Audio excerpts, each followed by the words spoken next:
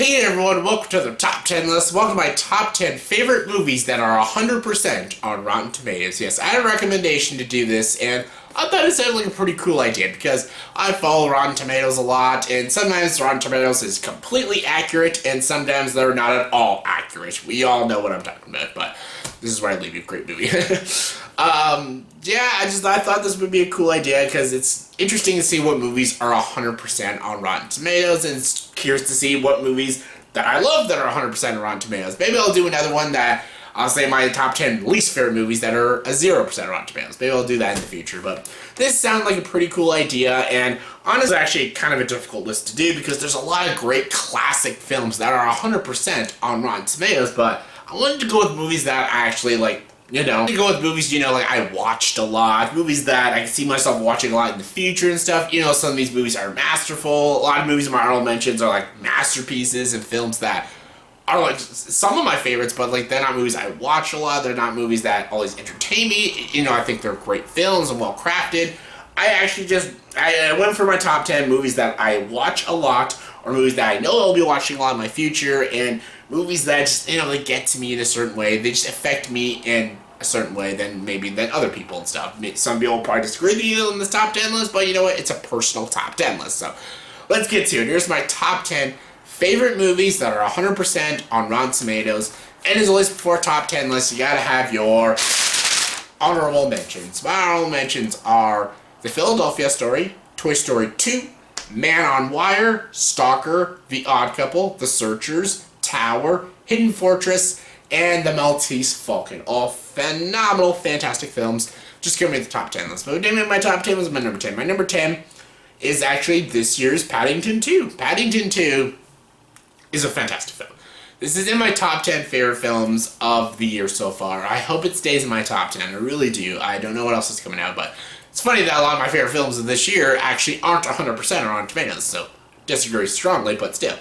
I love Paddington 2. I loved Paddington 1. It was such a great film, but Paddington 2 was probably better, funnier, more energetic. It's a great movie for kids. It's a great movie for adults.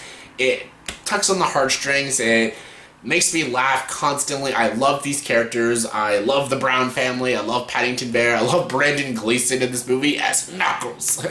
Such a great film. I loved Hugh Grant as this eccentric villain who's like this actor who talks to his mannequins and stuff. It's just super weird, super funny. Absolutely love it. I love Paddington 2. Coming in number 9 is another movie, strange enough, that came out this year. That's Leave No Trace. Leave No Trace is such a great film. I think Deborah Grenick is a truly remarkable filmmaker. What she did with Winter's Bone was amazing, but she improved upon in this movie. Winter's Bone had its issues, but still a phenomenal film. I feel like this movie has no issues. I think this movie is just such a well-crafted film. I think Ben Foster is fantastic. I really hope he gets an Oscar nomination this Oscar season.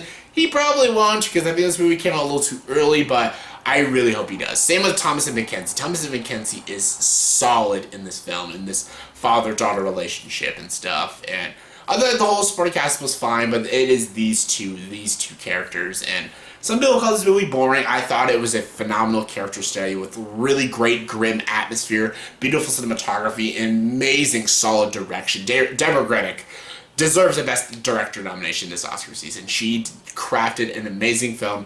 This is easily like my favorite film of the year so far, and yeah, it's got 100%. Awesome. Coming in number 8 is Toy Story, the very first Toy Story, a film I grew up with, one of my favorite Pixar films. Up is my favorite. It is not 100%, sadly, but Toy Story is amazing. It's childhood. This is childhood. I grew up with Toy Story. I love Toy Story.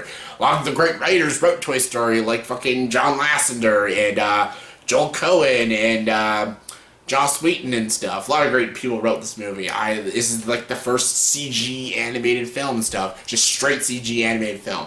Some of the humans look a little weird, but the toys look fantastic. I love the comedy. I love comedies about rivalries and stuff, but Woody and Buzz competing for the affection of Andy and stuff, and I love this movie. It's fucking Toy Story. It's the Pixar movie. It's the first Pixar movie. It's most people's favorite Toy Story film. They had Toy Story 3, but I think this is the best Toy Story film, and I'm glad it's 100%. Coming in number 7 is Before Sunrise. Before Sunrise is the first installment of the Before trilogy. Before trilogy, one of the most underrated trilogies, one of my favorite trilogies. I love Before Sunset and Before Midnight.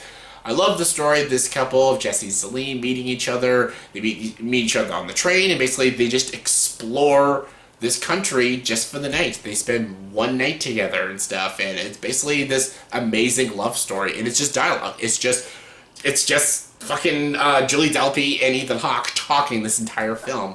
And it's brilliant. It's fantastic. The writing is absolutely solid. Richard Linklater's direction is amazing.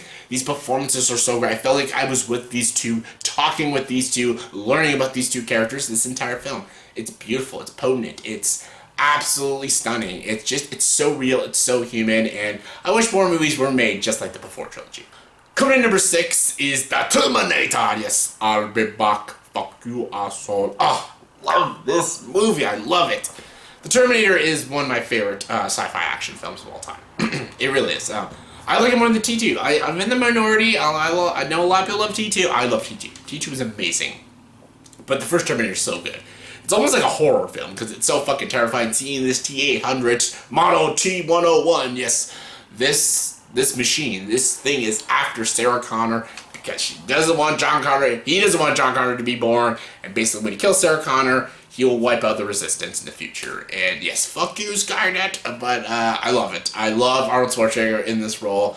I love Linda Hamilton as Sarah Connor. I love her chemistry with Kyle Reese. Michael Biehn is so fucking good. The chemistry between these two are really good. It's very beautiful, actually. It's actually a really good little side love story, and the action's good. The tension is straight there. That scene with the police station scene is like one of the best scenes. Such a great scene, and I love the Terminator. It's the Terminator on my back. Coming in number 5 is Akira Kurosawa's masterpiece, Seven Samurai. Seven Samurai is, it's so good. I love this movie. Rashomon is also one of my favorites, but Seven Samurai is genius filmmaking. They remade it a bunch of times with Magnificent Sevens and stuff, but this movie's amazing. But these samurai trying to defend this village that's being attacked and brutalized by all these horrible people, these savages, and it's up to the Seven Samurai to have to put a stop to them all and everything, and this movie is an epic. It's an epic. It's 3.5 hours long, and the way it is filmed and crafted is genius. The action's amazing. The performances are gripping. The shots are amazing. Like, everything about this movie is just an epic, ingenious filmmaking. And Akira Kurosawa is one of the greatest filmmakers out there, and Seven Samurai is his masterpiece. Coming in number 4 is Singing in the Rain. Yes, singing in the rain. What a glorious day for singing in the rain. Yeah, I can't stop that. That's awkward. Gene Kelly. Gene Kelly is so good in this movie. The way he directed this movie, the way he starred in this movie, it's just balls of fun. Yes, it is just such a fun movie between all its songs and all its performances. It's also about the movie industry, so that always puts a smile on my face. It's just a lot of fun, this movie. It always just puts a smile on my face. It always makes me happy every time I watch it. It's just so great. Coming in number 3 is another movie that's a musical that also makes me happy. It's also a film I grew up with this movie when I was a kid and stuff, and I loved it. It's Mary Poppins, yes. Mary Poppins, a spoonful of sugar helps the medicine go down. Yes, I love it. Robert Stevenson did an amazing job directing this movie. I love Julie Andrews as Mary Poppins. She won the Oscar, rightfully so. I even enjoy Dick Van Dyke. Some people don't. I think he's great. I love all the characters in this movie. I love the kids. I love George Banks. Even Winifred's okay, even though she's a little bit of a neglectful mother. But I love the songs. The animation blending with the live action is fantastic. It's just so good. This feels like an epic as well. It's like an epic live-action Disney film. This is actually, I consider, one of the greatest Disney films of all time. I think it's brilliant. I think it's genius. I'm very much looking forward to Mary Poppins Returns. It'll never be as good as this film, but I love Emily Blunt, and she does look like she is giving a really cool Julie Andrews impersonation, so I'm very excited for the sequel. It'll never be as good as this amazing film, but I'm still excited. Coming in number 2 is one of my favorite silent films of all time and my favorite Charlie Chaplin film of all time. That's Modern Times. Modern Times, I consider just genius filmmaking. The way Charlie Chaplin directed this film, the comedy, the slapstick, the dance sequence is amazing. The factory scene when he's in the factory and stuff, oh my god.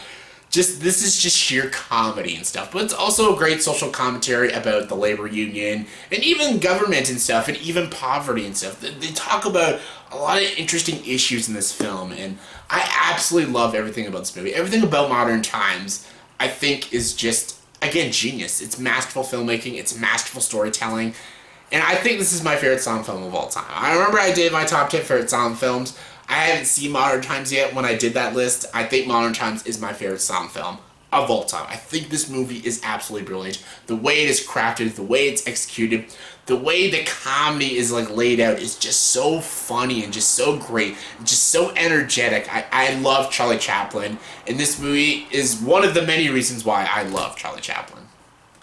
And my number one favorite movie that has 100% on Rotten Tomatoes is a tie between two of my favorite classic films and just my favorite films of all time. That's Rear Window and Citizen Kane. Two very different films, but two very masterful films in their own way. Rear Window I do like a little more, but they're both in my top 10 favorite films of all time, so I just thought, fuck it, I'll put them both as number one so I can just talk about more movies. Rear Window is my favorite Hitchcock movie. I think it is the greatest thriller of all time. I think if you ever want to know what a perfect psychological thriller looks like, watch Rear Window. Watch the opening sequence of Rear Window, how they establish character with no dialogue, and its visual storytelling, the way Jimmy Stewart, his performances, the way the locations are, the setting is just in this apartment. You feel the claustrophobic. You feel the claustrophobia, sorry. You feel the sweat. You feel the heat. You feel everything this character is going through and stuff. And the mystery element, the thrilling element, Grace Kelly's amazing performance, the direction, the cinematography, everything about this movie, how it's laid out is just so edgy and just so thrilling, and I think it's just almost perfect filmmaking and stuff. Citizen Kane is the landmark of cinema. It is the movie you watch in film school, the movie you watch if you want to make movies and how to properly make a movie. The way it's shot, the way it's edited, everything about this movie is unique. The visual storytelling is genius. It's very art house how it's filmed as well. Orson Welles, again, this is a movie that no one wanted to be made but him, but he got it made and stuff. It's fantastic. The story is amazing. The performances are amazing. And the filmmaking is almost the greatest filmmaking I've ever seen in film. Just the way it's laid out, the way it's shot and edited, and how it's all structured is absolutely genius. So yeah. Citizen Kane, Rear Window, Citizen Kane, both amazing, both my number one. So yeah, that's my top 10 favorite movies that are 100% on Rotten Tomatoes. So in the comment section below, please tell me, did you agree with this top 10 list? If not, give you guys top 10 favorite movies that score 100% on Rotten Tomatoes. So yeah, give me thoughts and opinions. Comment below, let me know, and as always, for this video, please subscribe to this channel and join the dark side.